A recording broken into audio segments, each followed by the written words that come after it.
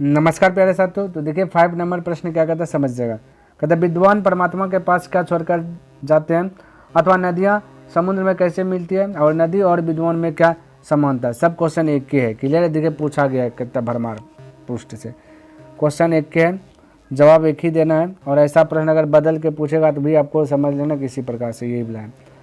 तो जिस प्रकार बहती हुई नदियाँ समुद्र में मिलने के बाद अपना नाम रूप त्याग कर समुद्र बन जाती है, कहता उसी प्रकार विद्वान परमपिता परमेश्वर के दिव्य प्रकाश में मिलते ही अपने नाम रूप से मुक्त हो जाते हैं। तात्पर्य यह है कि अहंकार का भाव त्याग देने से अपने लक्ष्य से मिलना आसान हो जाता है। आप समझिए यहाँ पे कहता है मेरे भाई, क्वेश्चन क्या कहता है, विद्वान परमात्मा है ना, विद्वान परमात्मा के पास क्या छोड़कर जाते हैं, नाम और रूप। ऑब्जेक्टिव भी पूछ सकता है ना।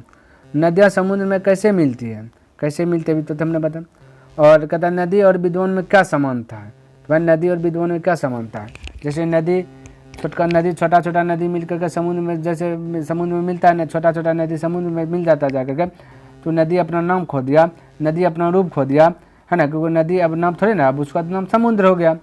उसी प्रकार से जो व्यक्ति कहता है ना, उसी प्रकार से यहाँ पर देखिए, उसी प्रकार से विद्वान जो व्यक्ति होता है वो क्या कहता है ना, परमपिता परमेश्वर के दिव्य प्रकाश में मिलते ही, जैसे दिव्य प्रकाश में मिला, वो नाम और रूप को खो दिया, खत्म हो गया कहानी, है ना। तो दिव्य प्रकाश में मिलता है, तपस्वी बनता है, उसको मृत्यु पर विजय प्राप्त करना होता है, यानी कि उसको मरना पड़ता है।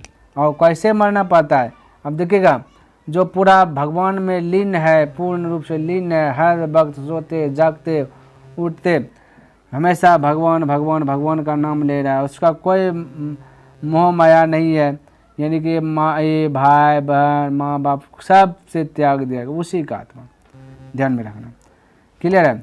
तो वो आत्मा भगवान में मिल जाता है। और अहंकार का भाव त्याग देने से अपने लक्ष्य से मिलना आसान हो जाता है।